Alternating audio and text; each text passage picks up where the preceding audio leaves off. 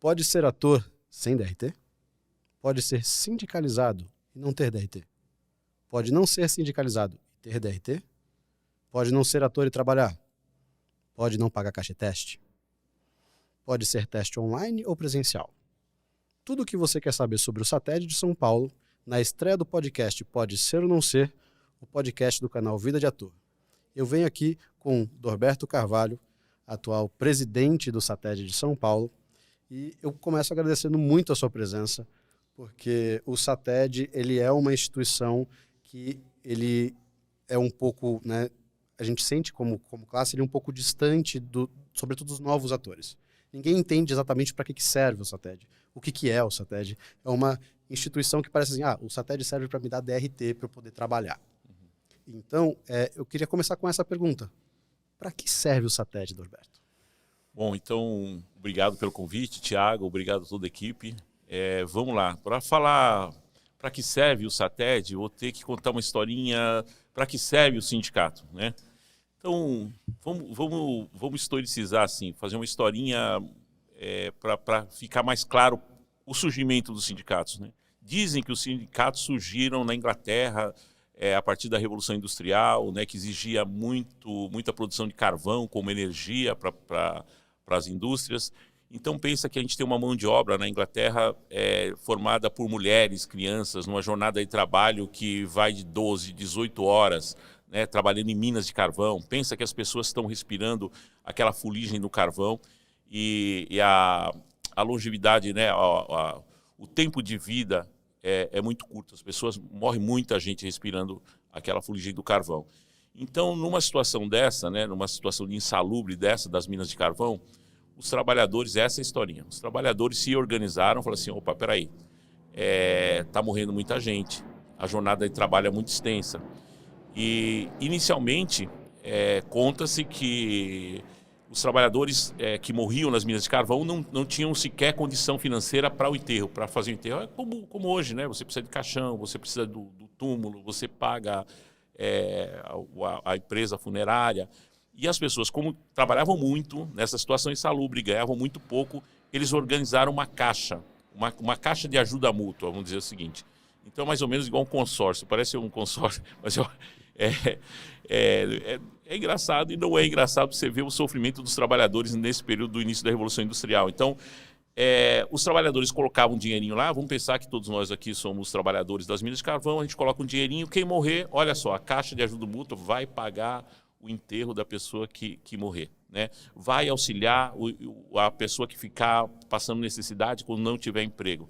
Percebe? Então, o início do sindicato, né, a função do sindicato é uma ajuda mútua entre trabalhadores, né? Então, vamos pensar, a partir dessa história, né, de que as pessoas se reuniam, pagavam uma taxa para se ajudar mutuamente, a função do sindicato, né, o surgimento do sindicato é isso, né? É uma união, uma corporação de ofício, um setor de trabalhadores que se reúne, pagam uma caixa, que seria o sindicato, paga essa caixa para quando precisar se utilizar dessa caixa. A evolução disso, né, foi que os sindicatos começaram a perceber o seguinte, olha, peraí, nós estamos nos reunindo aqui para pagar o enterro das pessoas que morrem. Mas peraí, se a gente se juntasse aqui, já que a gente está unido, se a gente reivindicasse, ao invés de ter o pagamento para as pessoas que morrem, a gente ter, por exemplo, uma jornada de trabalho menor. Olha só, ao invés de trabalhar 12 horas. Que tal a gente proibir que as crianças trabalhem nas minas de carvão?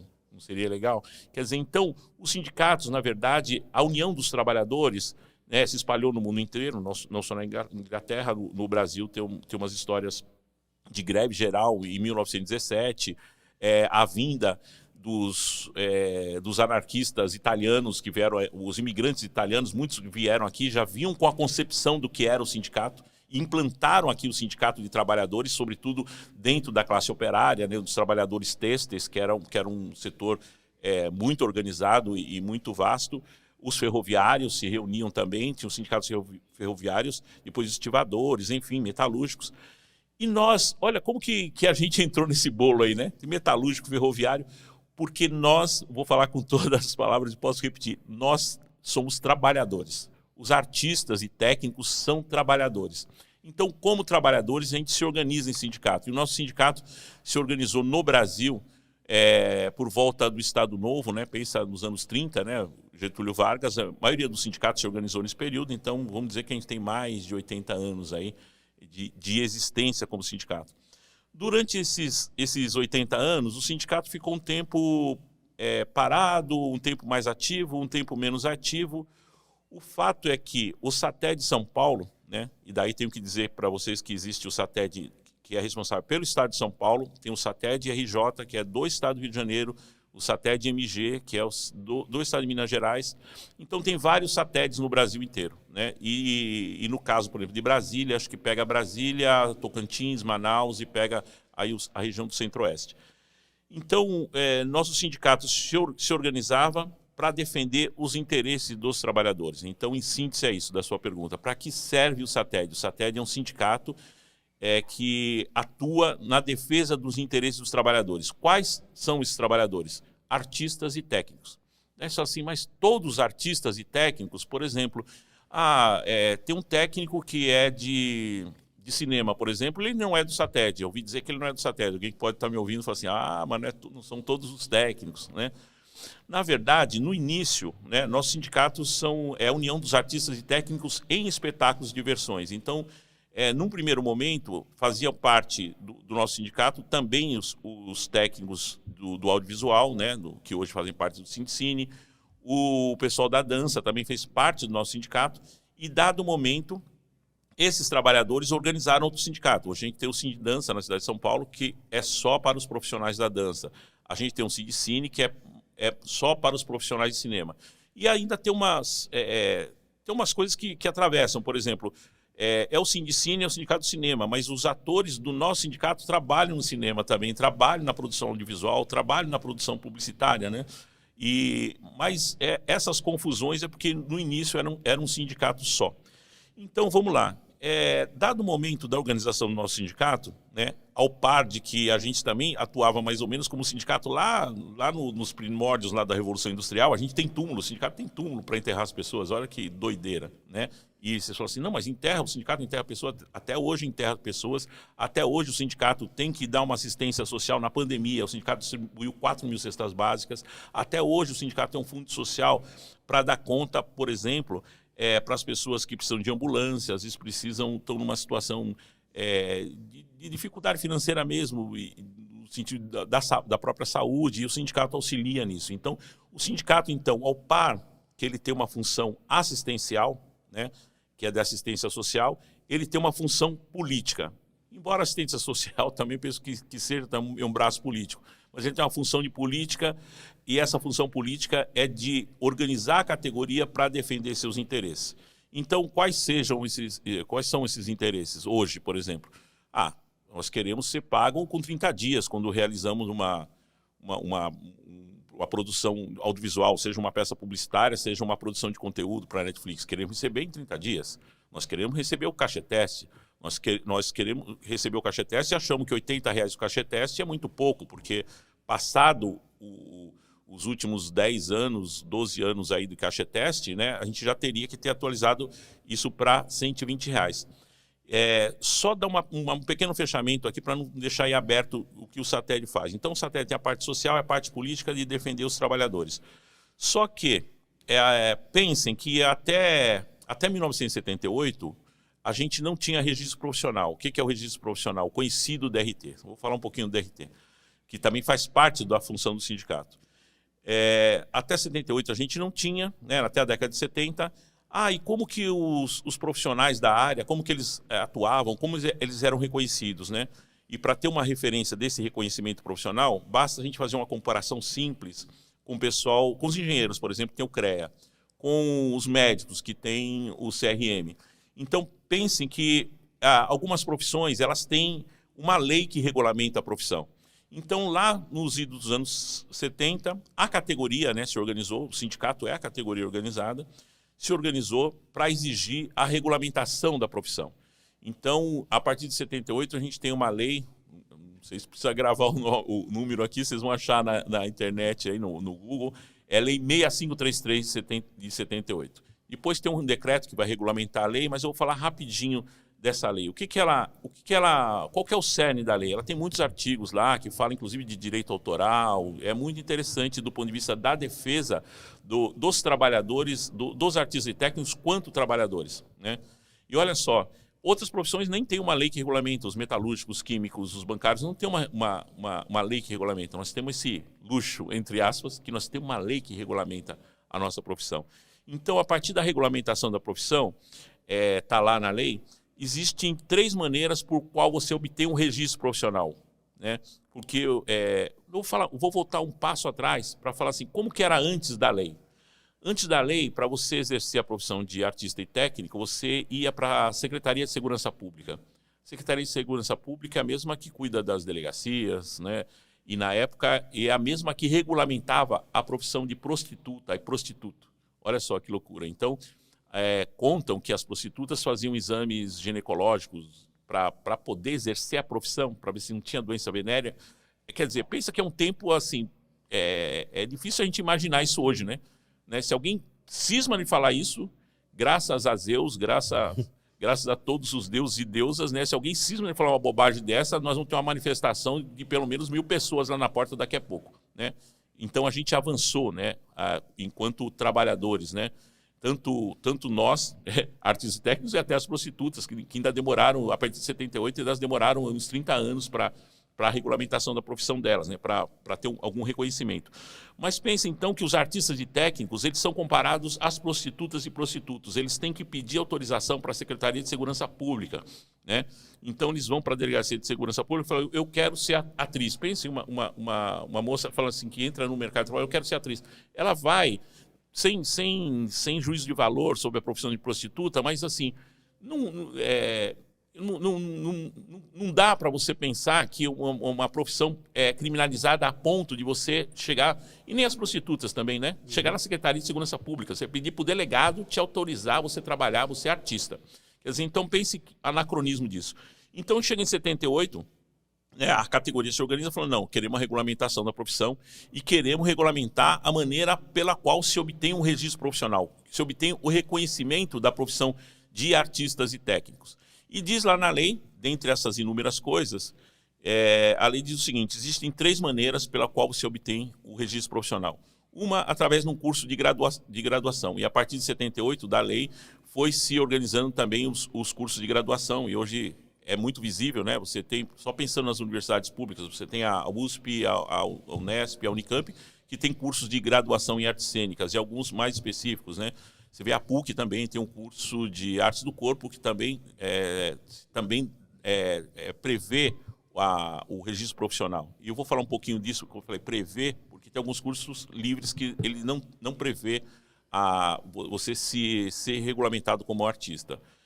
Então, tem essa maneira. A graduação é uma maneira, de você obter o registro profissional. Terminou a graduação, você pega seu diploma, você vai na antiga DRT, olha só que curioso, o nome é registro profissional, mas com o decorrer do tempo, a gente acabou usando essa sigla DRT, que é a sigla de Delegacia Regional do Trabalho, que nem é mais esse nome, agora é Superintendência Regional do Trabalho.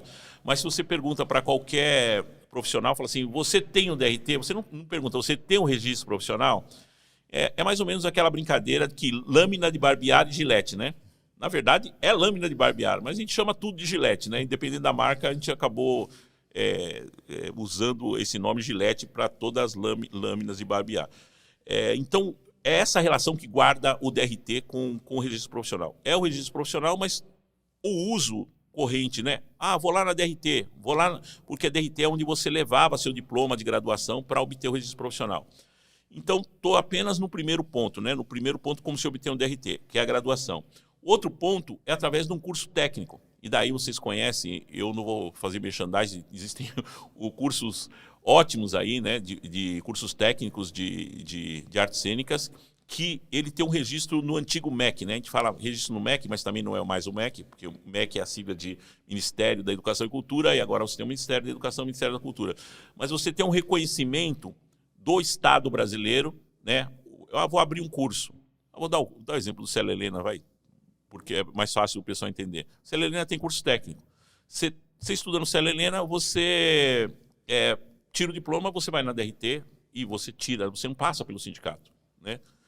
Então, essas duas maneiras são as maneiras clássicas. Graduação e curso reconhecido pelo MEC, curso técnico reconhecido pelo MEC. E qual a terceira forma? Daí entra o SATED, né?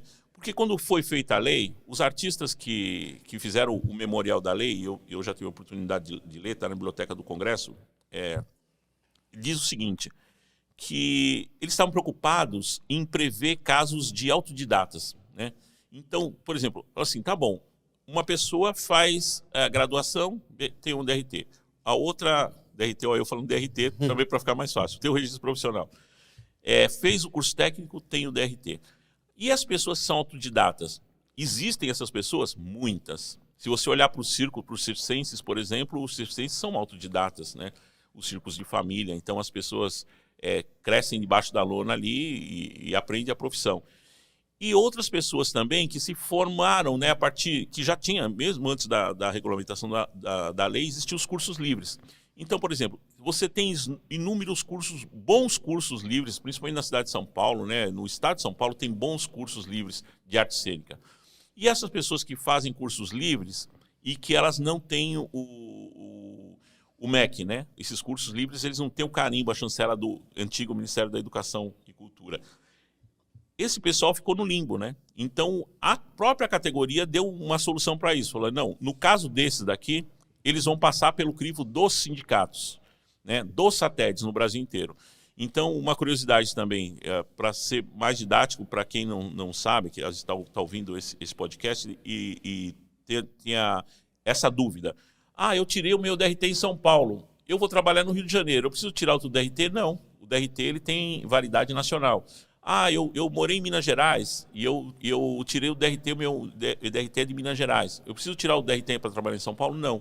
Então, o DRT é um documento nacional, assim como o CRM, assim como o CREA, assim como o CRESSE também, né, que são os do pessoal vendedores de imóveis, corretores de imóveis, eles também têm a regulamentação da profissão através do CRESSE. Então, vamos lá. Então, como que essas pessoas que são autodidatas ou acumularam experiência a partir dos cursos livres, elas vão obter o DRT no SATED? Daí eu tenho que fazer um pequeno parênteses aqui. Todo SATED ele tem uma forma de aferir essa... Isso é uma questão, inclusive, que a gente vai conversar. Polêmica. É polêmica. É polêmica forte. Porque é o seguinte, no nosso sindicato, eu tenho que fazer esse comentário, ele ficou 32 anos na mão de uma mesma família, vamos dizer assim, né? Da mesma presidente, uma mesma família que controlava. A partir de 2018, que eu cheguei no sindicato, a gente sofreu pressão, principalmente das universidades, e pressão do pessoal dos cursos técnicos. Por quê? Vamos pensar, e é justa essa pressão. Pense comigo. Olha só, se uma pessoa no curso de graduação, ele tem que ficar 4 anos ali para ter o certificado. Se uma pessoa do curso técnico também fica 3 anos e pouco, sei lá, 2.000 horas estudando para obter. Como que uma pessoa chega e fala assim, olha, eu tenho aqui umas 200 horas no curso livre, eu quero ser igual o cara que... desculpa usar esse termo, né, igual, tô falando assim de brother para você, igual uma pessoa que está lá na USP, que está na ECA, ou que saiu da Unicamp, ou eu quero ser igual uma pessoa que estudou no Célia Helena, né? Eu quero concorrer com essa pessoa, né? Porque a partir do momento que você tem um DRT, o seu DRT não diz assim se você estudou na USP, se você estudou no Célia Helena ou se você tirou no SATED, né? Ele é o DRT, né? Então, quando você vai fazer um teste, sei lá, vai para fazer um teste para trabalhar uma série do Netflix, você chega lá, você concorre com todo mundo. Então, o que houve a partir de 2018, né? Porque existia uma denúncia na categoria eu vou usar um termo que era usado, né? Eu vou colocar aspas aqui, não sei o que estou dizendo, mas a categoria diz que o sindicato vendia DRT. Então, você pagava, né? E até teve um movimento, inclusive, que me levou para a direção do sindicato, foi o movimento dos técnicos, foi quando a direção anterior aumentou de R$600 para 1.330 a taxa do registro profissional, mais que dobrou. E daí teve uma revolta da categoria, e a revolta, pasmem vocês, não foi do pessoal que não tinha DRT, foi do pessoal que tinha DRT. Falou assim, não, absurdo com a pessoa que vai entrar no mercado de trabalho, né? Então houve uma ocupação do SATED para exigir que voltasse para os R$600, e até hoje é R$600. Eu, particularmente, já dei várias entrevistas dizendo que eu acho que isso deveria ser gratuito. Eu falei, e toda vez que eu falo isso, eu levo pau, porque É uma coisa bem polêmica também. é bem porque... polêmica, mas é uma maneira que o sindicato não tem como se sustentar. Mas me corta aqui, faz a pergunta, senão eu vou longe aqui. Eu vou pegando aqui várias coisas e você está seguindo o raciocínio lógico que eu mesmo fui colocando aqui, por isso nem porque são as próximas conversas. Mas assim, se você olhar o nosso mercado, o São Paulo seria o mercado talvez mais estabelecido, menos primitivo do que o resto do país. É onde o SATED realmente funciona, onde, né, você realmente recebe caixa e teste, porque no Rio de Janeiro você recebe se quiserem pagar. Se não quiserem pagar, também não acontece nada. Em outros estados nem caixa e teste existe, né? Aí tem isso, cada SATED tem a sua forma de avaliar quem pode ser ator ou quem não pode ser ator, até pela brincadeira aí do próprio nome, né? Quem pode ser, quem pode não ser, sim. Né, o ator. E aí a pessoa fala assim, não, pô, lá no Rio de Janeiro eu tenho que prestar banca, em São Paulo eu não preciso, então eu vou para São Paulo e tiro lá em São Paulo. E acha que é mais fácil? E acha que é mais fácil, né? E vai passando por essas coisas. Ao mesmo tempo tem aquela questão também, que é uma questão quase filosófica, da autoridade do saber. Alguém tem que autorizar eu saber alguma coisa para eu poder fazer parte de algo. Isso sempre é chato. Né? Então, assim, fez universidade. Né? Então, e a gente tem uma experiência com isso. Eu tenho alunos com mestrado, com doutorado, que não têm a capacidade técnica de alunos meus que não passaram por esse tipo de formação e têm, né, muito mais técnica e segurança para exercer a própria profissão. Que também tem uma questão histórica de como chegaram as técnicas, de não sei o que, falando mais do mercado de atuação em si, não, né, tão global, né, de técnicos e etc. Mas essa questão do tipo, eu sou da época que era muito famoso, assim, não, DRT, tem gente que nunca nem fez um curso, mas aí uma produtora quis gravar com aquela pessoa, foi lá no SATED, pagou, pegou um DRT ou pegou um DRT provisório, e a pessoa tem, não sei o que, né? E essas coisas foram, né, caminhando. Até voltando um pouquinho mais, assim, para que serve? O SATED serve com certeza para muita coisa. Né? Ele serve para essa proteção, ele serve para brigar pela cadeia. Eu sou da época que mudou o caixa teste para R$80. Já está defasado. E até ia perguntar por que não aumentou isso ainda, né? Porque faz mais de 10 anos que isso não aumenta. Vou falar sobre isso. E isso é um ponto muito importante para a gente entender. Até porque, será que o que falta para aumentar é mais gente participando do SATED, para ter mais pressão? Mas, ao mesmo tempo, também, como que as pessoas chegam no SATED? Né? Isso é até uma crítica que eu faço. Ontem eu passei a madrugada olhando o site do SATED. Até ele está mais bonito, mas é muito difícil achar uma informação lá, porque você clica num negócio e de repente tem atas. Aí você clica, abre, né, documentos escaneados de atas de não sei o quê. E, cara, assim, era mais fácil alguém traduzir aquilo numa tabela, fulano tem que receber tanto, fulano não sei o que lá, não é assim, é assado. Tipo, traduzir aquilo para menos tecnicalidades políticas e corporativas, né, da situação, e deixar o negócio mais acessível. Vamos fazer uma denúncia, né, tem lá no SATED, vou fazer uma denúncia. Mas aí tem um e-mail. O e-mail não é muito convidativo você fazer uma denúncia, né, é um negócio assim, né, tem tanta coisa, assim, venda casada de agência, né, você só vai ser agenciado se você comprar o nosso book. Isso também é proibido, isso também não é uma prática legal. Quais são as agências sérias? O que não falta é golpista. Na época da pandemia, eu sou processado hoje por um golpista que está aí se lascando, mas tô na justiça até hoje, porque falei que o cara estava dando golpe. E expliquei para todo mundo onde era o golpe, por que funcionava dessa forma. Né? Tinha até o Marcos Sanson, que era do SATED também, que falava bastante comigo, falava que estou fazendo, né, várias ações nesse sentido e tudo mais. Então, assim, o SATED ele tem uma função muito especial e as pessoas não entendem para que ele serve e nem como se aproximar dele. E tem essa Torre de Babel.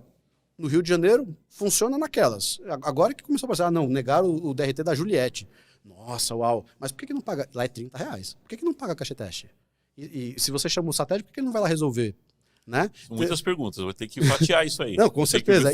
Eu vou fazendo devagarzinho. Para ser bem, para ficar bem claro, para ser bem didático. Eu estou tentando ser o máximo didático. Não, tá perfeito. A última coisa que eu vou colocar, assim, você fala assim, isso teria que ser gratuito. Sim, mas ao mesmo tempo, se você pega, né, os maiores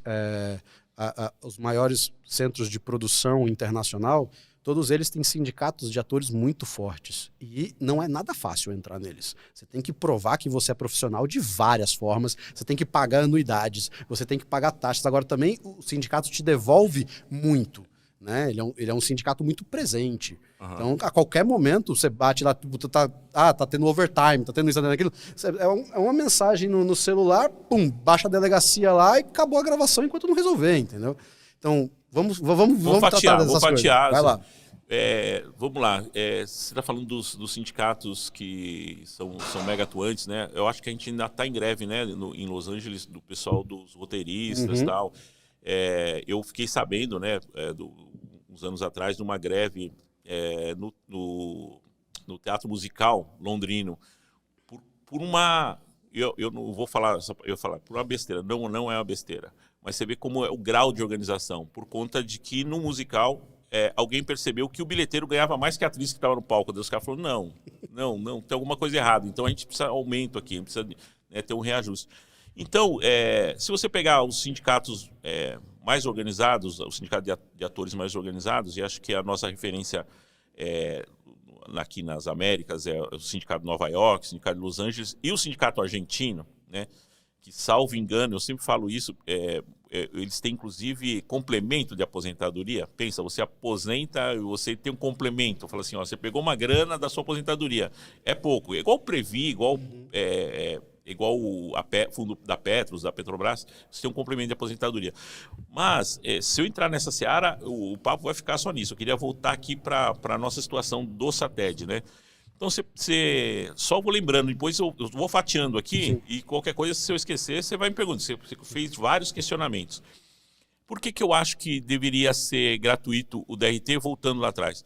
Eu acho que deveria ser gratuito porque eu vejo isso como um direito, como tirar um documento. E como eu defendo que toda organização do Estado, embora o sindicato também é uma organização dentro do Estado, mas não é do Estado, né? Mas é uma organização dentro do Estado, é uma entidade dentro do Estado brasileiro. Eu penso que deveria ser gratuito porque é um serviço oferecido que você, por exemplo, se você é artista, né? Se você não tiver o DRT, você não trabalha. Então, eu acho que o sindicato não deveria ter esse direito de não deixar você trabalhar. Isso é uma posição minha. Eu levo o pau pra cacete quando eu falo isso. Ah, mas como que o sindicato vai sobreviver? O sindicato deveria sobreviver de taxa de associado. Ele devia ter credibilidade tal que os associados falam assim, não, nós vamos pagar. Lembra que eu falei aqui da caixinha de ajuda mútua? Ninguém colocava um revólver na cabeça dos trabalhadores no começo da Revolução Industrial para depositar dinheiro na caixa de ajuda mútua. Eles depositavam porque viam benefício naquilo. Não é porque é gratuito que vai ser mais fácil ou que vai ser aberto. Não é mais fácil. E olha, eu vou dizer uma coisa. A gente tem muita reclamação em São Paulo que diz que em São Paulo é o lugar mais difícil de tirar o DRT. E olha só, não é cena, não tem banca para cena, não tem nada. Mas são só 1.400 horas. É só isso. A gente não pede nada mais que isso. E, da onde veio isso? Veio da cabeça do Norberto? Da onde que veio? A universidade impôs? Não. Quando a gente chegou em 2018, como eu falei inicialmente, a gente sofreu uma pressão das universidades, uma pressão dos cursos técnicos para organizar uma normativa, para dizer assim, as regras são claras para você obter o DRT. Então chegou-se esse formato, que é um formato que eu defendo, porque eu acho que ele é democrático. Você não precisa fazer a cena, porque o que garante, a gente de teatro, né? Um dia você entra de um jeito, outro dia você entra do outro, né? É uma arte efêmera, você não faz a mesma cena todo dia, né? Você faz daquela cena, você é um naquele dia, no outro dia você é outro. Então, a gente achou que, assim, por bem, era o reconhecimento de toda a trajetória, não uma coisa só. Então, você chegar num dia que você não estiver bem, você faz uma cena ruim, pronto, você está perdido, né? Sendo que você tem uma trajetória imensa. Então, a gente decidiu, através desse conselho que reuniu universidade, escolas técnicas, artistas, escolas livres, né, que participaram também. Nesse debate, a gente chegou a esse formato das 1.400 horas. O que é 1.400 horas? É a comprovação da sua vida artística. Mas o que é a vida artística? Traduz aí, então, o que é a vida artística? Pensa na profissão do ator como um todo complementar, né, que reúne em inúmeras áreas conexas. Então pense que, olha, eu quero ser ator, mas eu já sou formado em cinema. Cara, se você já é formado em cinema, você tem uma noção do mundo das artes. Eu quero ser ator, mas eu tenho um curso de história da arte. Conta, porque se você quer ser ator, você tem que conhecer a história da arte. Eu quero ser ator, mas eu tenho a carteirinha dos músicos, da Ordem dos Músicos, a OMB. Conta. Porque se você é ator, pensando no ator como um todo, como um ser complexo que não está só na arte da interpretação. A arte da interpretação, quando você está em cena, é o produto final de tudo aquilo que você acumulou, de tudo aquilo que você pesquisou. Então, se você tem formação em letras, por exemplo, você conhece muito literatura. Isso conta para ser ator? Conta muito, né? Se você é capaz de conhecer a literatura brasileira, a literatura universal, quando você vai ser ator, conta pra caramba. Quer dizer, então, essas 1.400 horas, que assusta a princípio, o pessoal fala, é 1.400 horas. Mas conta todo o trabalho, né, toda a atividade conexa à atividade do ator, que são inúmeras atividades conexas, né? Então, eu particularmente, já defendi isso em inúmeros debates, que essa é a maneira mais justa de aferir a trajetória do artista, né? E daí tem aquela coisa do julgamento que a gente estava falando, né? O que é o julgamento, né? Até uma prova na universidade, você pega grandes gênios aí que tiravam notas baixíssimas na universidade, daí você vê fora, quer dizer, então tem alguma coisa aí que não alcança, né? Que a gente não pode pensar que a gente tem todos os elementos para julgamento. O julgamento sempre tem um grau de injustiça, qualquer julgamento, né? Você está julgando um projeto, você está julgando o portfólio de um artista, sempre tem algum grau de quem está julgando, um grau de subjetividade que foge, que abre espaço para alguma margem de justiça. Mas esse formato, eu penso que é um formato mais robusto. Mas eu queria que você fatiasse as perguntas, senão eu vou me perder aqui. Não, com certeza. Vamos indo devagarzinho. Cacheteste é um item só, viu?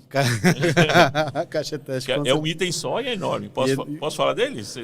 Vamos só continuar um pouquinho nessa questão, né, das universidades, não sei o quê, porque isso é uma questão assim, esses centros de ensino, né, sejam eles técnicos, seja ele, né, técnico ou superior, ele está vinculado ao MEC. E, no nosso entendimento do Instituto Stanislavski, com certeza, a gente não consegue reconhecer a autoridade do MEC para ele deliberar o que um ator tem que estudar. Por isso que a gente nunca quis virar curso técnico, por isso que a gente nunca quis virar curso superior, porque aí eu tenho que respeitar o que o MEC acha que eu tenho que colocar os meus alunos para estudar. Sim. E eu não acho que lá tem alguma pessoa capacitada para isso. Se tem, claramente precisa atualizar, porque a gente ainda olha para aquilo e vê algo, né, muito atrasado frente às coisas do mundo. Então, assim, e tem outra coisa. A gente tem uma distância muito grande, que é um problema da universidade brasileira, que é a questão de que quem está dentro da universidade se forma como pesquisador. Né? Então, assim, é muito difícil, e é muito comum, inclusive, em faculdade de cinema, você ter um professor ensinando cinema que nunca fez um filme. Como é que ele vai te ensinar um negócio que ele nunca fez? Né? Então, tem vários professores da Universidade de Ensino e Atuação que fizeram peça quando eram atores da faculdade. Depois fez mestrado, doutorado, fez um concurso, virou professor da universidade, mas nunca colocou uma peça, nunca rodou, sabe? Nunca gravou um filme como ator. Como é que essa pessoa está formando novos atores de algo que ele desconhece? Eu vou responder, mas tomando um cuidado, assim, porque eu não quero opor a universidade aos cursos livres. Eu acho que é todo complementar. E não dá para fazer o julgamento, assim, generalizar. Todo mundo da universidade sai com problema. Não sei se todo mundo sai. E todo mundo sai dos cursos livres e sai perfeito. Também não acho que é verdade. Eu acho que não é verdade se todo mundo sai da universidade, dos cursos de artes cênicas e sai perfeito. E acho até que a própria universidade, pelo menos a USP, fala isso, né? Você não vai sair perfeito dali. E também não acho que os cursos técnicos também saem perfeito. Eu acho que é um todo complementar. E daí entra uma questão muito particular, muito individual da formação da pessoa. E também de uma casualidade, da sorte, né, de você encontrar os mestres pelo caminho. Porque você vê... É casualidade mesmo, né? Você está numa trajetória profissional e às vezes você encontra um baita profissional generoso no seu caminho que te coloca numa coisa que você fala, meu Deus, eu nunca esperava chegar aqui, né? Eu estava brincando, antes de vir para cá, eu estava brincando com um amigo, né? A trajetória da Rita Lee mesmo, né? Daí estava vendo uma fala do pessoal do Tutti Frutti, né? Acho que é do Luiz Carlini, que ele fala assim, não, mas eu encontrei que eu já era amigo do Sérgio Dias, daí encontrei a Rita Lee. Quer dizer... Daí você pega um disco lá, o Fruto Proibido do Tutti Frutti, que puta. Então, eu acho que tem uma situação de casualidade. Eu acho também que a gente não pode achar que a gente tem controle de tudo, objetivar tudo. E ter alguma parcela que é da própria pessoa também, né? Tem pessoa seguinte, eu vejo muito pessoal de circo, né? Tem um exemplo que eu costumo dar, que é um senhor de 95 anos que é de circo e que anda no Globo da Morte. Quer dizer, então, pense em todos nós aqui que nós vamos chegar com 94 anos e nós vamos poder andar no Globo da Morte, pensar que a gente somos todos iguais a esse senhor que anda no Globo da Morte. Não, não somos todos iguais, né? E daí tive visitando o circo dele e ele mostrava o pneu da moto saindo do arame. Eu falei, pô, mas o senhor vai sofrer um acidente. Ele falou, não, rapaz, esse pneu vai durar muito, que isso é muito caro, é importado esse pneu, não é um pneu que você compra assim em qualquer lugar. Estou dizendo isso porque também é legal para as pessoas que estiverem nos ouvindo, porque assim, depende de você. Você que está ouvindo aí esse podcast, depende de você também se deslocar como artista, né? Vou dar outro exemplo. Uma vez eu estava com uma conversa com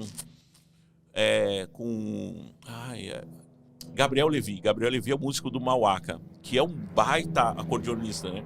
Eu falei, ele é meu amigo, eu falei assim, brincando, pô, mas eu queria aprender acordeon. Ele falou assim, eu faço isso desde os 9 anos de idade. Se você for aprender, saiba, porque assim, se você está pensando que você vai chegar a fazer o que eu faço no Mauaca, espera que não vai ser. Quer dizer, então tem alguma coisa, percebe? Que esse universo da casualidade e o universo da própria pessoa, da própria personalidade, é o personalíssimo mesmo, é aquilo que você vai correr atrás, né? Eu sou professor também. Eu dava a mesma aula para vários alunos. Eu sempre dei aula para vários alunos. E tinha uns alunos que a mesma aula tirava conclusões brilhantes e outros nem tanto. Tirava para fazer nota 5. Né? Então, estou dizendo isso aí para não absolutizar nem os cursos livres, que são ótimos. Né? Garanto e penso que vocês têm um curso ótimo aqui. Penso que a Escola Livre também é um curso ótimo. Penso que tem outros cursos ótimos. E a universidade também não é nem tanto ao céu, nem tanto à terra. Tem muita coisa na universidade, mas essa questão que você coloca, ela é comumente, ela vem à tona, né? Da pessoa que saiu da universidade, mas não tem aquela pegada. Eu garanto que 90%, e eu sou da USP também, mas garanto que 90% do pessoal da USP não vai chegar a esse senhor que anda com mais de 90 anos, aí, 90 e tantos anos, E eu falo assim, eu sou formado numa escola técnica muito forte aqui de São Paulo. Né? Depois que eu fui fazer outros cursos, estudar fora e tudo mais. Mas falo no sentido que eu lembro quando a gente falou até do Célia Helena, que é uma escola que eu respeito muito aqui de São Paulo, conheço professores e conheço a história, lógico, da escola. Eu vivenciei a época que meus colegas que estudavam lá, enquanto eu estudava, né, em outra escola, eles pegaram a transição para a faculdade, quando o Célia Helena virou faculdade. E aí a gente perguntou na nossa, né? Por que a gente não vai virar faculdade? Aí a resposta do Malcir, que você deve conhecer, o Malcir virou e fez, então, a maioria dos nossos professores são da raiz do teatro, eles não têm formação acadêmica. Se a gente virar faculdade, eles vão poder dar aula.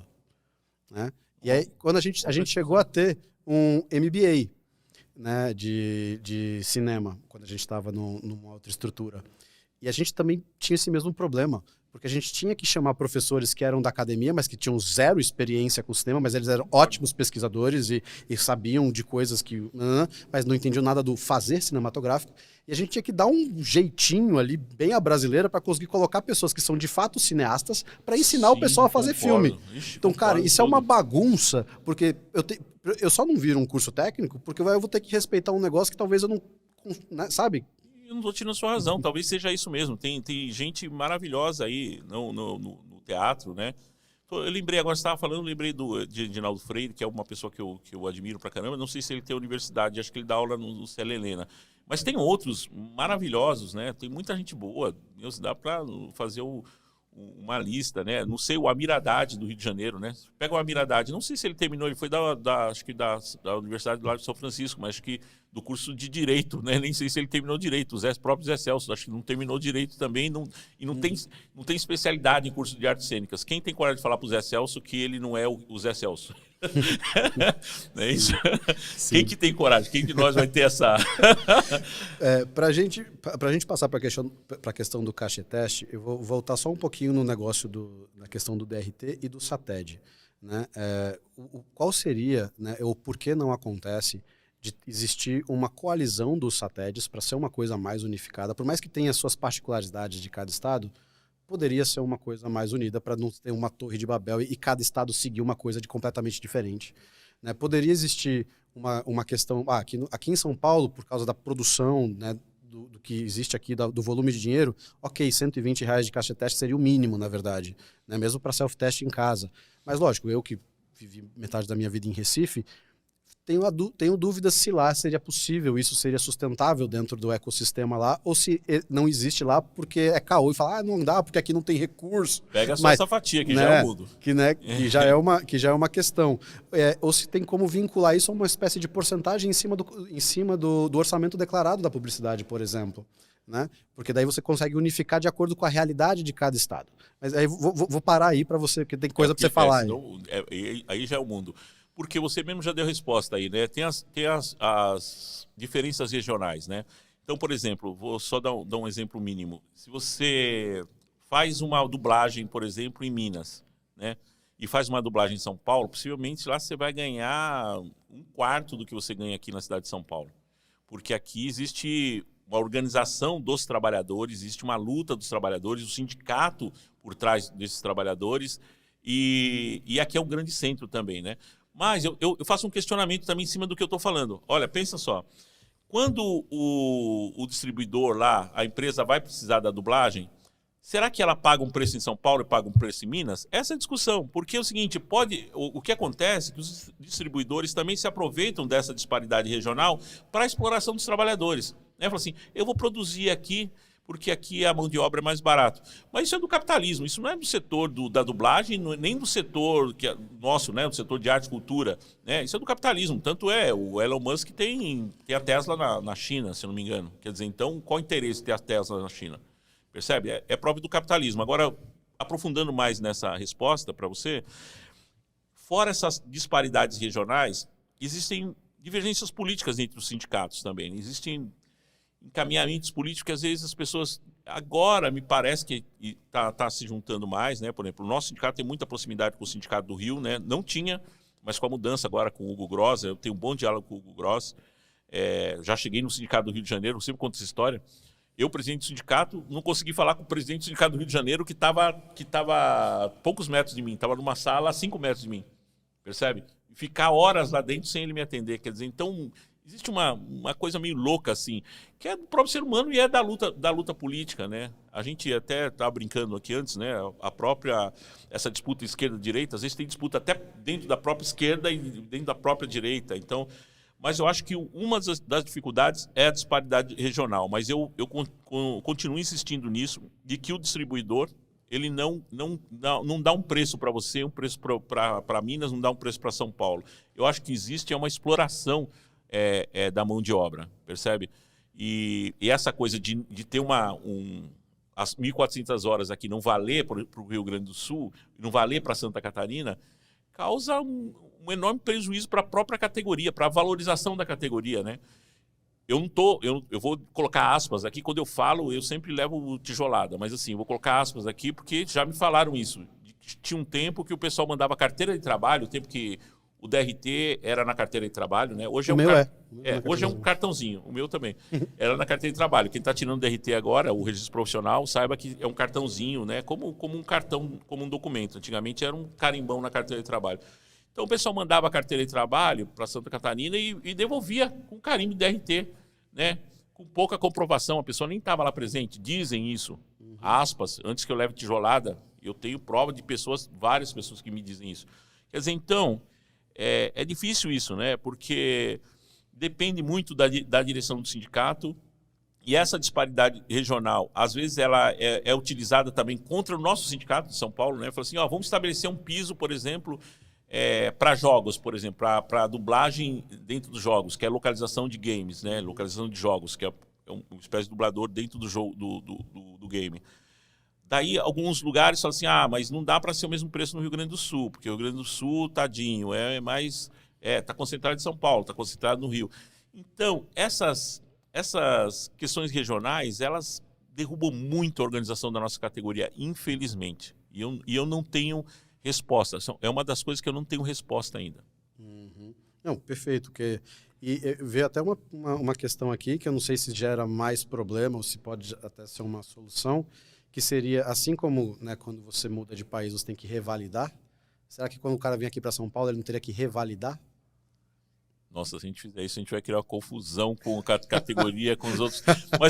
Mas ó, você abriu um espaço para eu comentar uma coisa que talvez seja interessante para quem está nos ouvindo, né? Durante esse tempo que eu estou no sindicato, principalmente 2018, 2019, porque agora, na verdade, depois de 2020 veio a pandemia, depois teve outra eleição no sindicato, e o sindicato está bem desorganizado, com disputas internas, está vivendo um período bem difícil. Mas 2018, 2019, eu era procurado muito por artistas que iriam morar nos Estados Unidos. Olha só que curioso, porque lá não é assim, eu quero fazer parte do sindicato. Peraí, mas quem é você? Uhum. Então eu fazia cartinha para o pessoal que ia para Nova York, cartinha para o pessoal que ia para Los Angeles, assim, olha, eu sou sindicalizado em São Paulo, tá? Ó, vim aqui... Faz diferença? Deveria, acho que fez alguma diferença, porque eu preenchi inúmeras cartinhas, né? Então, das pessoas que queriam que o sindicato reconhecesse que eram sindicalizados aqui. E depois, posteriormente, também, a gente teve uma discussão durante a pandemia de alguns artistas que faziam dublagem em Los Angeles, se eu não me engano, e que queriam fazer dublagem remota, porque... Uma curiosidade para quem está nos ouvindo, talvez seja uma curiosidade interessante, né? Porque o setor da dublagem foi um setor que não parou propriamente como os outros setores, porque a gente decidiu pelo sindicato liberar como chama? O estúdio em casa, como chama isso? O home studio. O home studio. Liberamos o home studio, então, por exemplo, uma pessoa que estivesse em Los Angeles, ela podia estar dublando para um estúdio de São Paulo.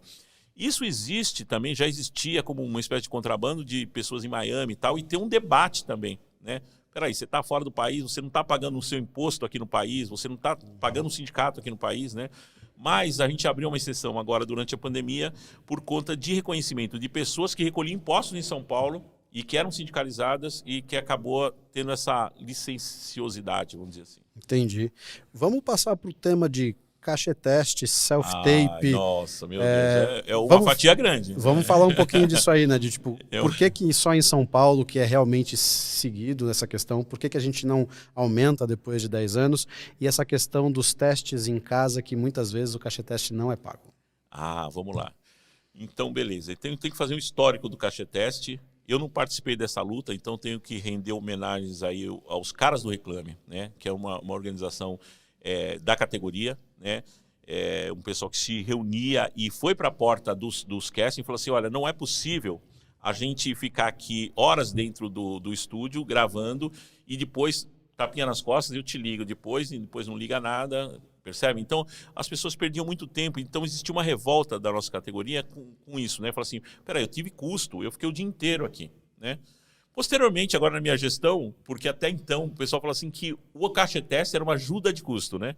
Então, na minha gestão, eu comecei a fazer outro tipo de debate, que é o seguinte, o cacheteste, como R$80, ele não é só o custo, porque eu fiz a partir de um debate que eu fiz com uma produtora da região da Mofarrege, aqui da Zona Oeste, falou assim, peraí, se o cacheteste é reembolso de despesa, a menina pegou um Uber na Praça Roosevelt e veio aqui e gastou 30 naquela época. Gastou 30, daí voltou 30, eu pago 60.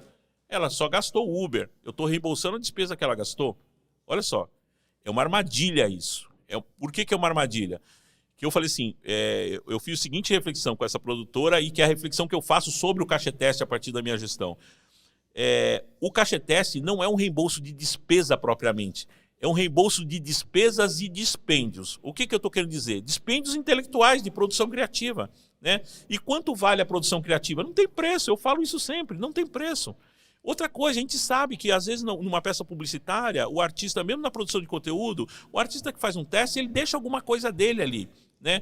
Às vezes na produção da maquiagem, quando você está produzindo a própria maquiagem, você está dentro do processo criativo que você... Eu costumo brincar com isso, mas não é brincadeira, que você poderia cobrar. Fala assim, quanto custou a maquiagem para você me filmar? Eu podia cobrar o preço que eu quiser, porque não tem preço. Eu falo assim, minha maquiagem custa, sei lá, R$20 mil. Ah, não, mas não custa... Não, eu estou te oferecendo um serviço meu. Você me chamou para fazer o teste, me pediu para fazer a maquiagem, você não perguntou o preço. Eu fiz a maquiagem, estou dizendo que custa R$20 mil. Tá certo? É óbvio que eu estou exagerando para a gente pensar o seguinte, o trabalho criativo, ele não tem preço. Na verdade, a gente coloca preço porque a gente precisa pagar as contas, precisa sobreviver e tal. Então, eu vou dizer com todas as letras, ainda que o cacheteste seja R$120, que é o que a gente está lutando agora, semana que vem, salvo engano, eu tenho uma reunião para discutir o cacheteste para os modelos, e vou bater em cima dos R$120, ainda que a gente chegue a essa situação, ele nunca paga nunca paga as despesas e dispêndios, porque por mais que ele pague as suas despesas, qual que é a sua produção criativa? A maquiagem que você fez em você é só você que faz, percebe? O figurino que você levou de casa é seu. Você podia ter cobrado pelo figurino. Falou, tá bom, eu não pago o cachê teste, então eu cobro pela maquiagem, cobro pelo figurino, cobro pela minha produção intelectual. Os dispêndios intelectuais é que é o mais caro dessa brincadeira do cachê teste. Esse é o debate que a gente tem que fazer, um debate nacional. Porque a gente cai fora desse varejinho, desse joguinho rasteiro de falar assim, você comeu quantos sanduíches? Velho, comi 10 sanduíches, 30 sanduíches na sua conta. Eu quero saber o seguinte, você está pagando a minha produção, a minha vinda aqui para fazer um trabalho criativo. Né? Ainda que ela dê o textinho, fala o textinho. O texto que você diz não é igual ao texto que eu digo. Tem alguma coisa sua, personalíssima, sua, Tiago, quando você diz um texto. Tem uma coisa personalíssima minha, Norberto, quando eu digo um texto. Percebe? Então isso não tem preço. Então volta para o cachê teste. Por isso que eu falei... Até para fazer um parêntese que você falou dessa parte criativa, ainda mais agora com essa coisa de teste em casa, não é só isso. Tem toda uma pressão por uma qualidade técnica que é um custo altíssimo. E não a é qualquer própria locação, celular. eu digo mais, é a própria locação. Né? Eu fico puto, fala essa palavra, fico bem puto mesmo quando a pessoa utiliza o próprio apartamento como locação. Por quê? Porque as empresas, as produtoras, elas pagam locação quando pagam na rua até, elas pagam para a prefeitura, às vezes para a praça elas pagam para a prefeitura. Por que vai utilizar uma locação e não paga seu apartamento? Isso é uma discussão que a gente tem que fazer. Né? Tem que discutir isso, porque, mas as empresas, coitadinhas, eu discuto às vezes com o pessoal do audiovisual, o pessoal fala assim, teve uma perda dos últimos anos, né? Os cachês foram achatados porque também as empresas ganham menos, as produtoras ganham menos, as agências ganham menos. É discutível isso, né? Se ela está aceitando reduzir também os seus ganhos, a troco de quê ela está reduzindo? Eu digo a troco de quê? Está reduzindo a troco de achatar os cachês, está reduzindo a troco de não reajustar o cachê teste. Volta para o cachê teste. Vamos lá.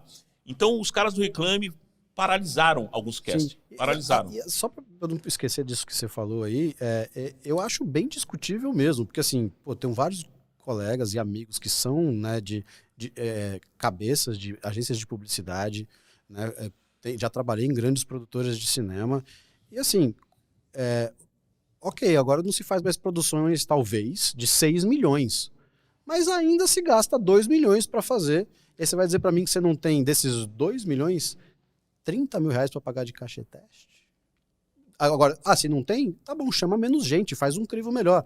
Mas você não... 120 reais para 50 pessoas? Quanto dá isso? Dá 5 mil reais? Vou te contar um casting que a gente parou em 2018 ainda, acho que foi em 2018. Era uma produtora que estava fazendo um cast para a Ambev. E daí ela chamou 400 pessoas para teste. 400 pessoas.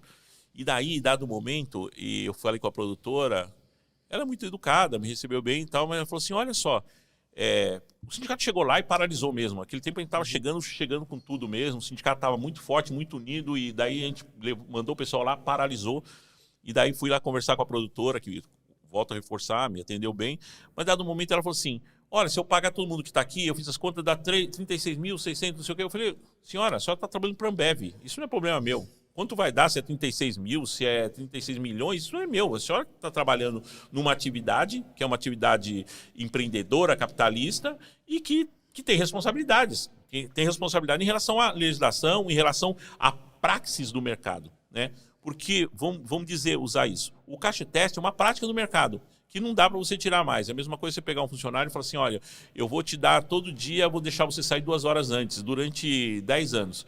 Quando você for na justiça, você fala, não, eu saio 2 horas antes.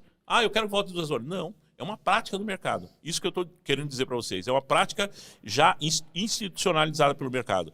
Agora é o seguinte, existem picaretas no mercado? Existe, não só no mercado publicitário, produção audiovisual, né, produção de conteúdo audiovisual.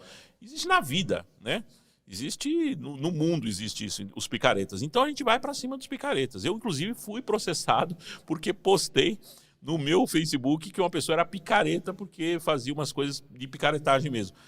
Mas é isso. Agora, nós não podemos se submeter, né? É isso que eu falo sempre para todo mundo que passa pelo sindicato. Falo, a gente não pode submeter isso. Mas ela já falou que não vai pagar caixa teste. A gente não devia ir ninguém lá. Né? Simplesmente assim, ó, puxando essa realidade para o pessoal gosta sempre de comparar para fora. Fala assim, em Nova York que é bom, né? Já me falam várias. Olha só, em Nova York você nem trabalha se você não for sindicalizado. Em Nova York pagam tudo direitinho. Olha só, a Netflix, que é uma empresa gringa que está aqui no Brasil, ela chegou aqui, por exemplo, os contratos da Netflix é direito de imagem por tempo indeterminado, é regular para as leis brasileiras. A gente está engolindo isso há anos que a gente vem engolindo isso. Durante a pandemia, até tentei uma negociação com eles e disse que eles deram 5 milhões para uma entidade do Rio de Janeiro que distribuiu entre eles lá. Para a gente não veio um tostão, aqui para o Sindicato de São Paulo não veio um tostão. A Netflix, eu vou dizer com todas as letras, é uma empresa que transgride a legislação brasileira. E a gente tem uma briga com eles há tanto tempo, mas é duro bater neles, assim como o governo tem dificuldade de bater nas Big Techs, né? Porque eles estão bem estruturados, é difícil até de marcar reunião com eles, né? Então, voltando para o cacheteste, para não fugir muito do tema. Então, o cacheteste, a gente discutiu muito na pandemia, quando você faz o self-test, é considerado também não teve deslocamento. Daí entra nessa discussão. Você não gastou Uber, você se alimentou em casa. O cacheteste, vou falar várias vezes aqui, o cacheteste não é reembolso de despesas apenas. É despesas e dispêndios. Se você tem uma produção criativa em cima do self-test que você está organizando, você tem direito a receber o cacheteste. É obrigatório que a empresa pague o cacheteste. Porque as empresas dão sempre esse caô. Fala assim, não... Imagina, fiz aí na casa da pessoa. Você fez na casa da pessoa primeiro. Não só você tem que pagar o cacheteste. Você fez na casa dela, se você filmou ela na casa dela, no apartamento dela, tem que pagar a locação, né? Senão a gente também vai andando para trás igual caranguejo. O que existe hoje no mercado da indústria audiovisual, que nos últimos 15 anos, pelo menos, a gente está andando igual caranguejo, tem andado para trás. É culpa do sindicato. Não sei se é culpa do sindicato. O sindicato é a representação da categoria. Talvez seja também culpa do sindicato e eu me coloco como categoria também culpado. Mas a categoria tem que se juntar também. Tem que se unir para falar não, né? Mas em Los Angeles, olha lá os roteiristas. Mas os roteiristas se uniram e falaram assim, não, aqui não. Não, velho, não vai rolar. Paramos e tal. Mas em Londres é legal. Tá bom. O pessoal dos musicais falou, não vai ter mais nenhum musical hoje. Acabou, não tem. Enquanto não acertar salário de todo mundo aqui, não tem mais musical. E eu conheço só um pouquinho Londres, que eu tive lá.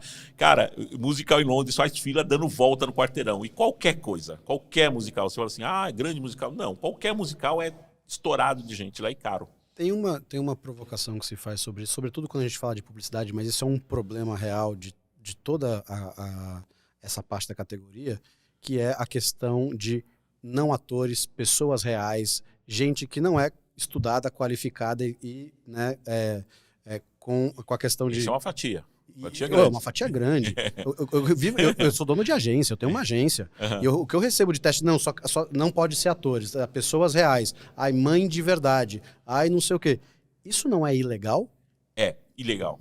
É ilegal e a gente precisaria de uma força-tarefa nacional para suprimir isso, porque isso está fora da lei, totalmente fora da lei. Por que a lei prevê uma situação que o sindicato não pode impedir, como uma situação também chamada desse nome, personalíssima? Por exemplo, o Neymar.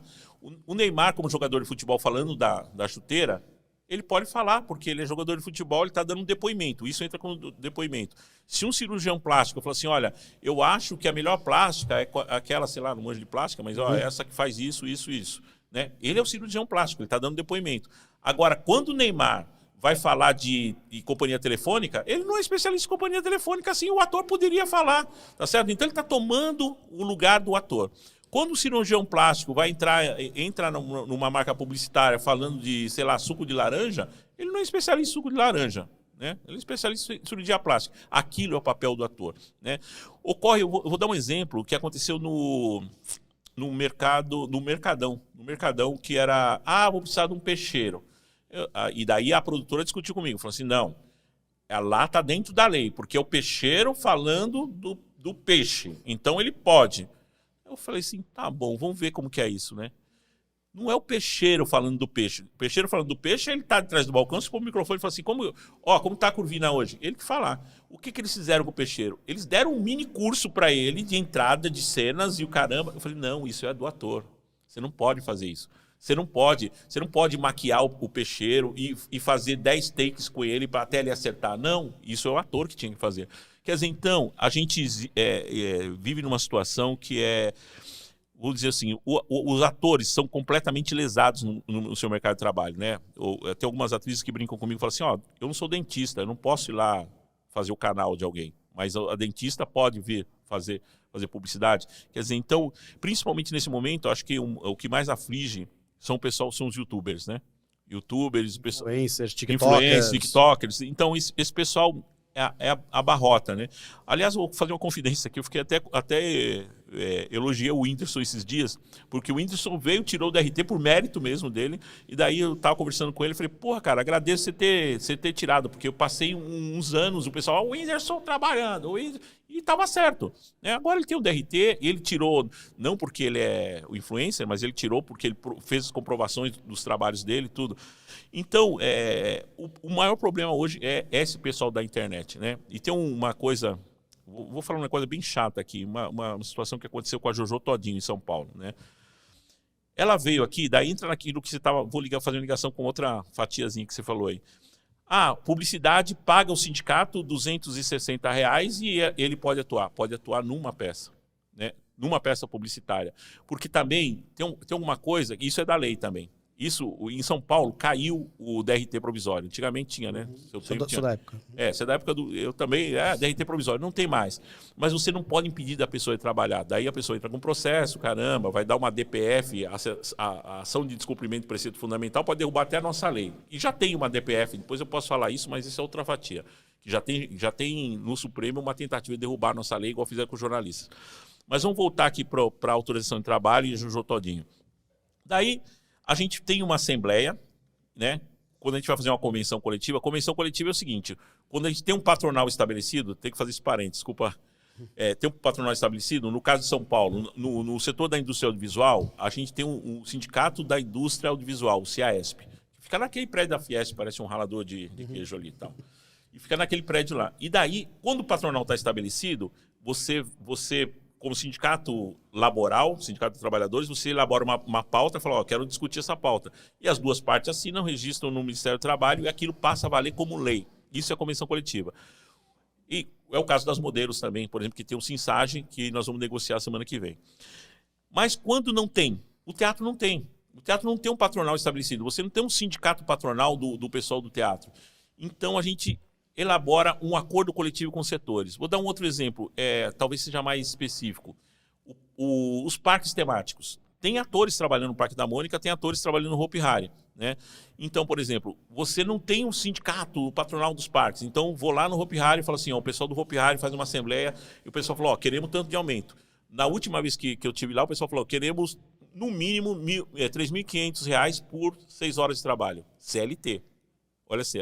Então, o Parque da Mônica, um detalhe, eles ganham, se você pegar todos os encargos, eles ganham quase R$7.000 por 6 horas de trabalho. Mas é uma reivindicação deles e assinado em acordo coletivo. Beleza, tranquilo. Estou falando disso dos acordos coletivos para falar da Jojo Todinho. A gente fez uma assembleia da publicidade e tirou que cada ator desse não ator midiático, ele teria que deixar 20% para o sindicato. O Sindicato do Rio está fazendo isso, 20%. Quem decidiu? A Assembleia de Trabalhadores. Durante o processo de negociação, não fechou ainda com o patronal, a gente entende que a proposta dos trabalhadores é aquela. Enquanto não fecha com o patronal, o que a gente está defendendo é isso.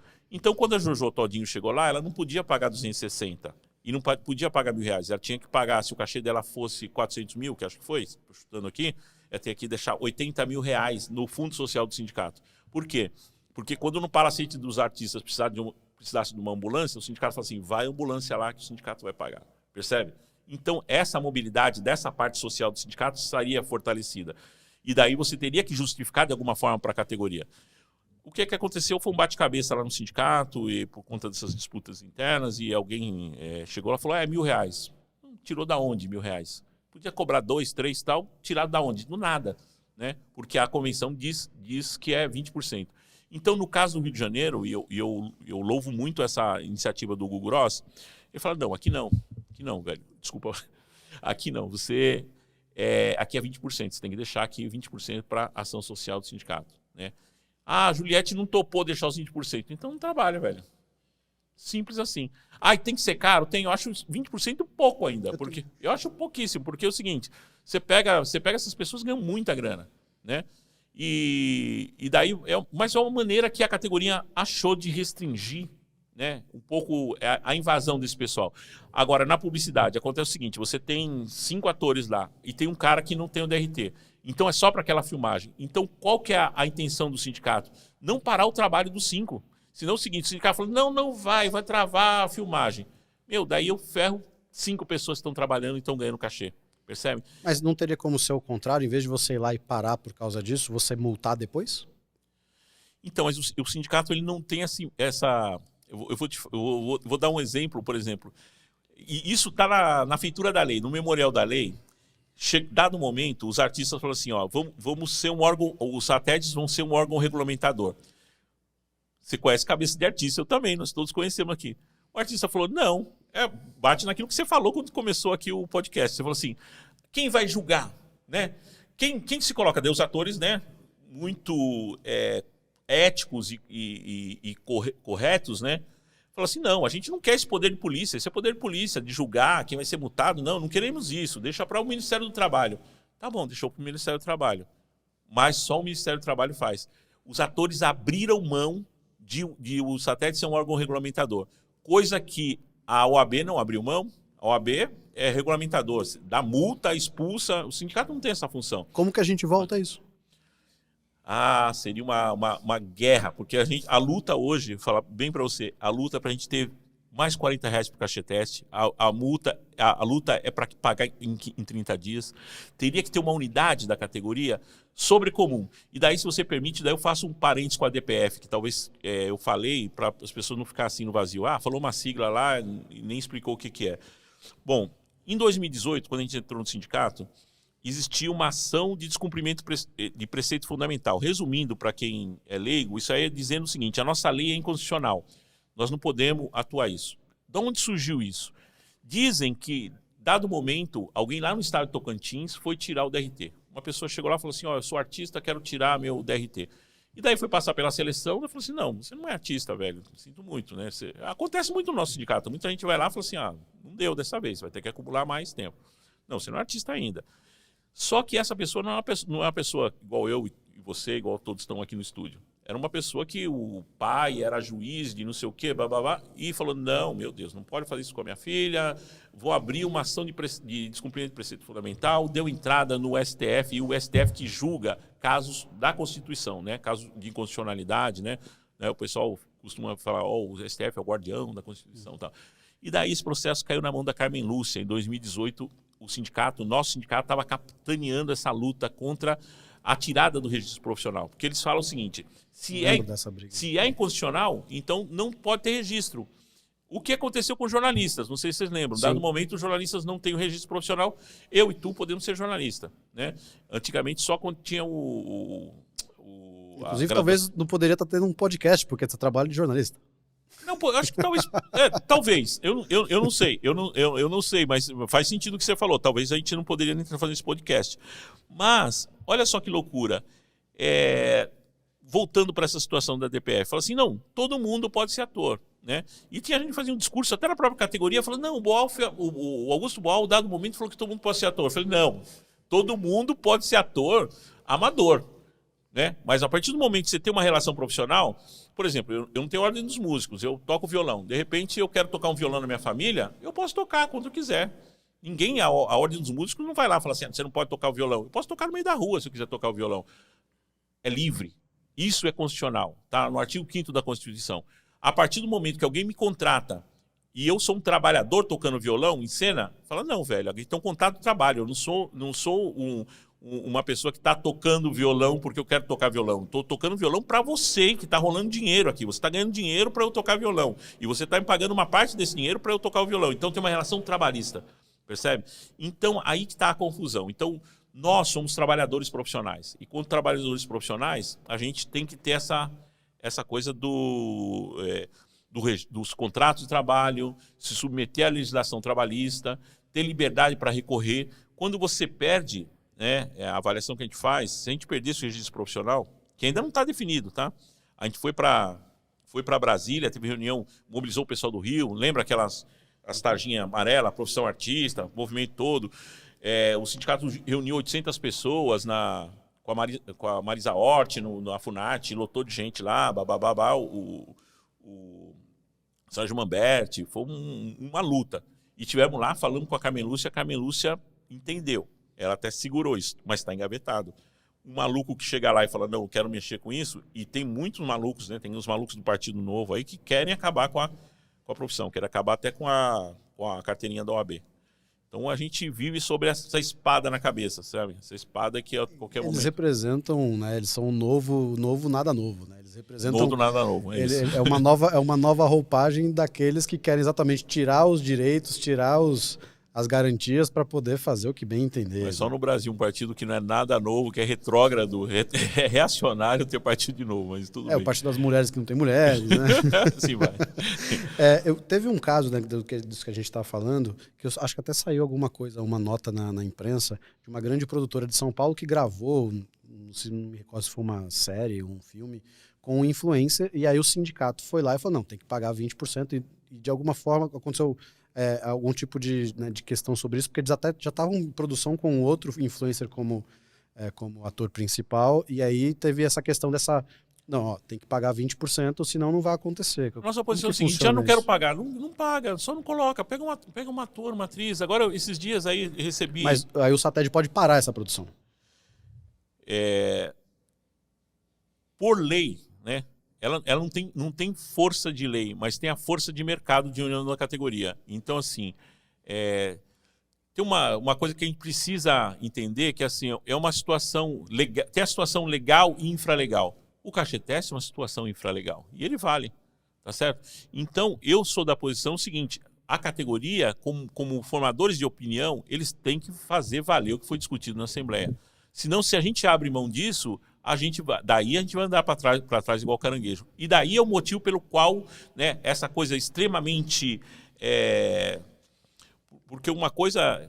A própria justiça, né, para quem é advogado, fala assim, olha, uma coisa... A justiça é uma coisa, a lei não é a justiça. Né? Então, na verdade, é o seguinte, o pagamento dos 20% é a justiça, que vale no Rio de Janeiro, vale muito no Rio de Janeiro. Né? Esses dias recebi, para complementar, ouvi falando da Thelma, né, que foi BBB e tal, que vai trabalhar numa novela, já passei por Hugo Gross, né, para ele ir para cima disso daí. Porque a gente tem que defender esse território, porque nós somos uma corporação de ofício. Eu gosto de usar esse nome corporação de ofício pelo seguinte, eu costumo fazer essa brincadeira... É uma brincadeira, mas é só para a gente visualizar. Nós que estamos nesse universo da arte e cultura, a gente tem muitos interesses em comum, como se fosse um fio invisível que passa por todos nós, esse fio invisível.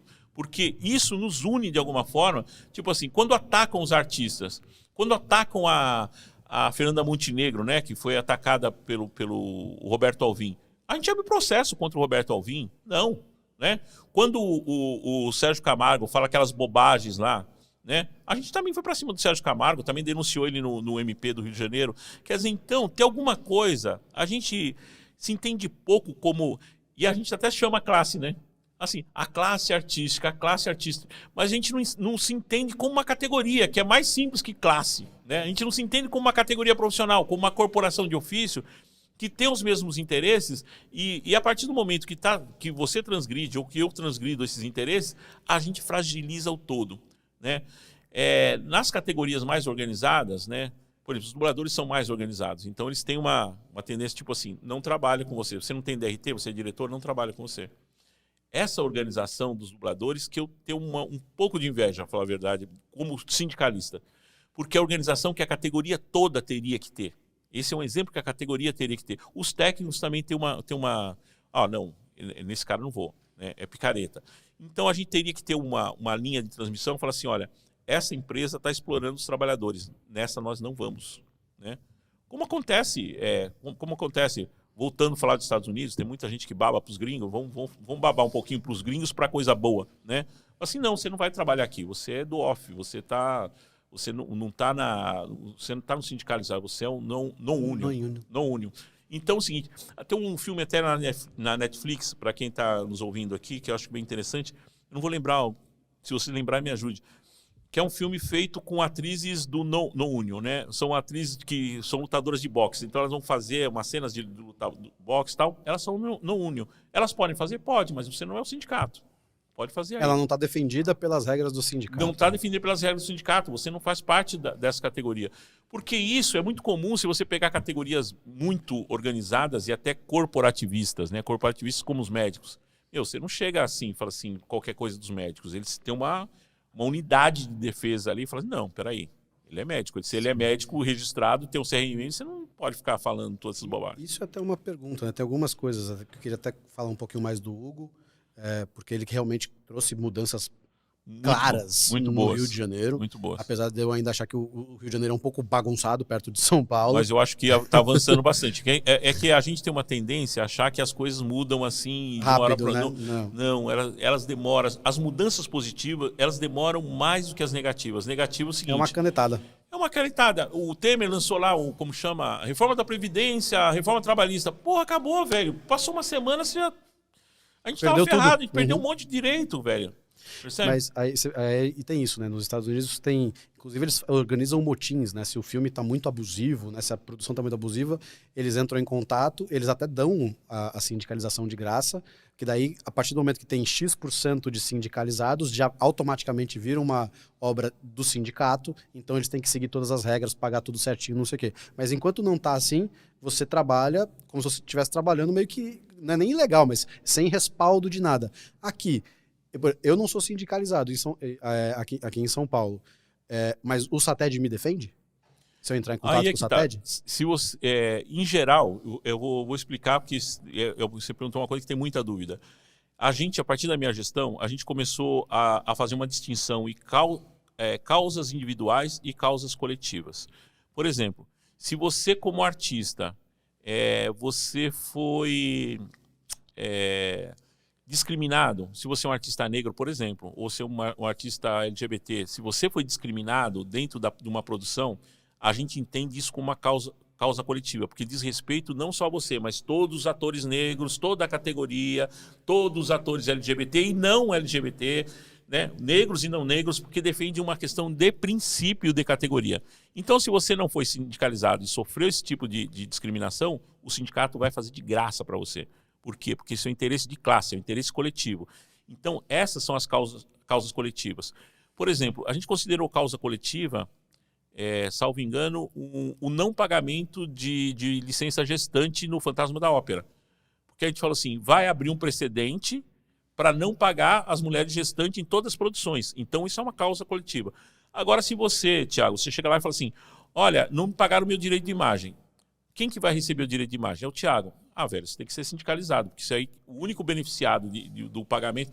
não me pagam há 30 dias, ou 90 dias não me pagam, vou abrir um processo. Não, então se sindicaliza, porque daí você, Thiago, vai receber, porque daí a gente entende como uma causa individual.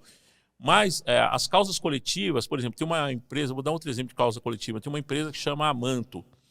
Ninguém era sindicalizado, era uma desgraça. Ninguém sindicalizado, e a empresa... Nossa, matando o povo de trabalhar sem pagar o caramba. A gente falou, não, peraí. Se a gente deixa isso avançar, isso para a categoria vai fazer uma bola de neve e vai achar que é normal. Não, isso não é normal. Tinha umas 50 pessoas falando, não. Que é sindicalizado aqui. Ninguém levantou a mão, não tinha um sindicalizado. Mas por que o sindicato comprou essa briga? Porque a gente deixa se criar uma empresa igual a Manto, para a gente, como categoria, a gente está matando a categoria. Porque se criar 3 delas, mata 150 pessoas de fome, porque não pagam. Né? Então, é uma questão coletiva. Então, acho que não sei se está mais ou menos claro. Entendi. Então, as causas coletivas são incorporadas pelo sindicato, as individuais têm que ser sindicalizadas. Certo. Tem mais um tema sobre isso, mas eu queria até voltar numa outra coisa, já que a gente entrou no negócio também dos Estados Unidos, e eu falei lá no começo da aproximação. Né, porque a gente sente uma distância muito grande entre nós, atores, do sindicato. A maioria dos atores entende o sindicato só como uma coisa que dá DRT e que aqui em São Paulo tem cacheteste, mas não entende essa questão. A gente fala de classe, mas eu entendo até como uma comunidade. É uma defesa em comunidade. Eu fiquei pouco tempo nos Estados Unidos estudando, mas, cara, no meu primeiro ano de faculdade, não deu 3 meses de faculdade, o sindicato, né, os representantes dos sindicatos de cinema e atuação foram na faculdade, fizeram uma puta palestra. E falaram, ó, você tem que ser sindicalizado, porque disso eu vou defender você assim, assado. Sabe quando subiu o salário do sei que, mil exemplos e não sei o que, e esses são os seus direitos. Se você não fizer isso, se você quiser trabalhar em outro filme, você vai estar perdendo isso. Aqui você entra em contato com a gente, se dá pipi, não sei o que, você liga, você manda uma mensagem. A gente tem canal de WhatsApp, de não sei o que, de nananana. E aí todo mundo faz, quero ser sindicalizado. Aqui... E não tem isso aqui? Vamos lá, vou te contar. 2018, 2019 a gente fez isso. Depois veio a pandemia, como eu te falei. O sindicato, eu costumo brincar, falar que eu fui presidente 2 anos, 2018, 2019. A gente fez isso. Fez em cursos, universidades, interior. A gente fez Bauru. Bauru teve um teatro lotado, a gente falando do sindicato. Ocorre o seguinte, cara. O sindicato, a partir da pandemia, a partir da outra eleição, começou numa briga intestínica, interna e de disputa. Hoje, acho que deve ter umas 4 chapas que disputam o sindicato. Essa luta intestínica, autofágica, ela de alguma forma paralisa o sindicato. Não está completamente paralisado, o sindicato está funcionando. Se for lá tirar o DRT, se tira o DRT, ontem teve palestra, saí dos advogados, agora contratei novos advogados, tinha 2, agora vai ter 3. Mas a gente engatinha, e principalmente por alguns fatores. Isso aí é muita percepção minha que eu estou trocando com vocês. O sindicato ficou 32 anos. Na mão de uma mesma família, paralisado. Ninguém nem sabia que existia o sindicato. Isso é um fator. Eu acho que assim deu um descrédito no sindicato. O sindicato de 2018, 2019, na luta contra a DPF, ele deu um up, começou a sair na imprensa, falei no SPTV, falava na imprensa direto. O sindicato ele foi perdendo esse espaço a partir... Na pandemia ainda tinha essa autoridade, né? Eu acho que ele perdeu a partir do finalzinho de 2021 para cá. Vai ser assim para o resto da vida? Não, espero que não. Espero, né, ainda que eu nem tenha saco para ficar mais no sindicato, espero que o sindicato seja forte, eu vou continuar sindicalizado, né? Porque às vezes, sinceramente, é óbvio que não é uma tarefa individual, não vejo como uma tarefa individual, mas se eu visse, se fosse simplesmente uma tarefa individual, já não estava mais lá. Porque, tipo, eu estou 5 meses sem receber, por causa da briga interna, quer dizer, então estou com ação de despejo em casa. Então, a luta é política, ideológica, percebe? A gente tem que entender o sindicato assim. Agora, aqui nosso sindicato, um dos fatores, agora voltando aos fatores, um dos fatores de ter ficado 32 anos, outro fator desse momento de 2018, da pandemia, deu uma laceada no sindicato. E outra questão, vou falar bem para vocês que são jovens, sindicato é uma coisa mais dos anos 80 aqui no Brasil, né? Uma coisa mais velha, assim, porque... O jovem ator, ele não entende a palavra sindicato, porque assim, não está no dia a dia. Por exemplo, nos anos 80, eu fui operário metalúrgico. Primeiro dia que eu coloquei o pé na fábrica, falou, você é sindicalizado? Você não é? Os trabalhadores vieram e falaram assim, você não é sindicalizado? Então vou trazer a ficha para você ser sindicalizado. Então existia como você falou, existia essa força organizativa da categoria te empurrava. Hoje, o que acontece? Por conta dos 32 anos, por conta que o sindicato não tem dado conta, e eu falo isso com muita tristeza, que eu sou presidente do sindicato, não tem dado conta de toda a fiscalização, né? O sindicato perde essa força coletiva. Eu acho que as duas coisas estão ligadas, a organização da categoria e a categoria se organiza quando sente força, né? Como se organizou na luta contra a DPF? Você fala assim, eu estou no sindicato, eu não reconheço a categoria hoje, como eu reconhecia na luta da DPF, né? O pessoal falou assim, é difícil juntar o pessoal da Globo. Não é difícil. Eu fui para o Rio de Janeiro falar no Teatro XP, estava o elenco da Globo inteiro dentro do teatro, lotado o teatro. E eles entendem, eles são politizados. Quando falei da DPF, todo mundo entendeu. E todo mundo levantou a mão querendo ir para Brasília falar com a Carmen Lúcia, percebe? Então, isso, estou falando dos atores mais midiáticos, mas os atores não midiáticos, a mesma coisa, né? Lotaram a Funarte, né? Na luta contra a DPF. É que a nossa categoria, ela tem uma característica assim, muito ruim do meu ponto de vista. Assim. Ela espera a água bater na bunda, né? Assim, a situação é crítica, então nós não vamos lá para fazer figuração, nós vamos lá para ser protagonista do negócio e quebrar tudo, né? Eu sinto um pouco isso. Mas a categoria não é uma categoria propriamente desorganizada. Se você for pensar, porque eu não gosto de chamar totalmente desorganizada, porque eu fico pensando no próprio processo eleitoral na luta contra o Bolsonaro. Quem capitaneou a luta contra o Bolsonaro foram os artistas, velho. Principalmente porque a gente levou mais pau do governo Bolsonaro que ninguém, né? Levou muito pau, né? Seja pelas escolhas estúpidas que ele fez para a Secretaria de Cultura, seja pela luta contra a Lei Rouanet. Eu tenho 1000 críticas contra a Lei Rouanet, mas de cortar a Lei Rouanet é perder empregos. Uma coisa é ser crítico, outra coisa é querer acabar com ela. Querer acabar. Ser crítico é uma coisa, querer acabar é outra. Mas da luta mesmo, não sei se você lembra disso, né? Parece ser recente, as pessoas esquecem, mas o governo Bolsonaro chamava essa luta de guerra cultural, né? Guerra cultural? Que guerra cultural, cara? Botou aquele animal aqui fazendo propaganda nazista no meio da Funarte, pô. Sim, passamos por tudo isso. Esse período também foi bem difícil também para o nosso sindicato. Mas, de alguma forma, você não vê nenhum artista, graças a Zeus, graças a todos os deuses e deusas, de que você não vê um artista... tem artista de direita? Tem, eventualmente tem. Mas, pela própria característica da profissão, o artista ele tem um sentimento libertário, ele tem um sentimento de transformação social, de desenvolvimento social e humano. Isso daí é inerente à própria função social da arte, né? Embora muitos artistas não sabem nem se eu falar função social da arte, é pensar que você está falando grego, mas quando fala função social, ele tem esse sentimento social da sua responsabilidade, né? Sim. Perante a sociedade. Só que não está tendo em relação ao sindicato, não está tendo a mesma responsabilidade em relação a si mesmo, né? A sua própria categoria. Sim. Mas eu não sou tão pessimista de achar que isso vai durar para sempre. Eu acho, inclusive, estou doido para aumentar para 120. Vai aumentar só para modelos. Perigas, nós estamos vendo uma situação, vou deixar registrado aqui, perigas aumentar o cachetete só para modelos. Quero ver o que o resto da categoria vai falar. Aí vão se mexer. Aí vão se mexer. Falar, não, só modelos que ganham. Modelo vai ter cachetete de foto. Então foto ganha, também ganha. Beleza? Desculpa, tá bem longo, né? Não, a gente já está encaminhando para o final. Só tem aí uma coisa que, às vezes, essa comunicação, até uma crítica que eu fiz no começo, né, do próprio site do SATED, que não é mais amigável, assim, até tá bem mais bonito agora, mas ele não é tão fácil. Você entra lá... É bonito e não funcional. Não funcional, né, nesse sentido de você... eu quero saber sobre a categoria. Tem lá coisas de 2014 até 2018, com nomes, pautas de não sei o quê, deliberativas. Você faz, meu Deus, onde que eu clico? É muita burocracia, né? É muita coisa e pouca aproximação. Mas... É uma discussão que eu faço também. A gente precisa que a mesma guerra que a gente perde para a direita é a guerra de saber usar as redes sociais e usar as pessoas que são da nossa classe a nosso favor. Porque tem muita coisa sobre isso que a gente está falando aqui que ninguém sabe, ou mesmo atribuições do próprio SATED. Pô, agora a gente tem o Whindersson Nunes sindicalizado. Ele é um cara... Não é sindicalizado, ele é um cara com DRT, mas é um cara que é próximo, e eu tive uma discussão grande com ele, e ele se comprometeu, inclusive, a ajudar a luta no Palacete dos Artistas. Eu vou cobrar isso dele. E não só ele, mas assim, primeiro, trazer essas pessoas para dentro do sindicato, eles precisam entender. E eles falarem sobre...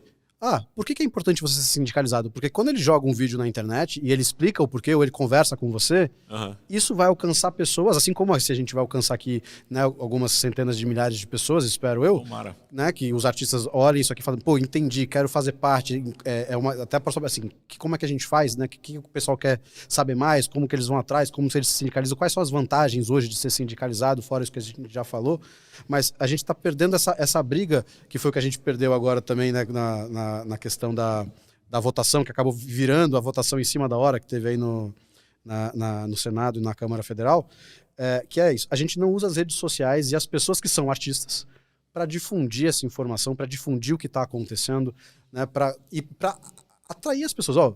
Você quer que o cachetete seja melhor? Você quer ter uma jornada de trabalho melhor? Você quer que pessoas que não são atores parem de pegar o teu trabalho? Você quer parar de levar golpe de agência, que fica fazendo venda casada? Sim. Você precisa ser sindicalizado. Então a gente precisa da sua força para a gente poder se defender junto. Porque a gente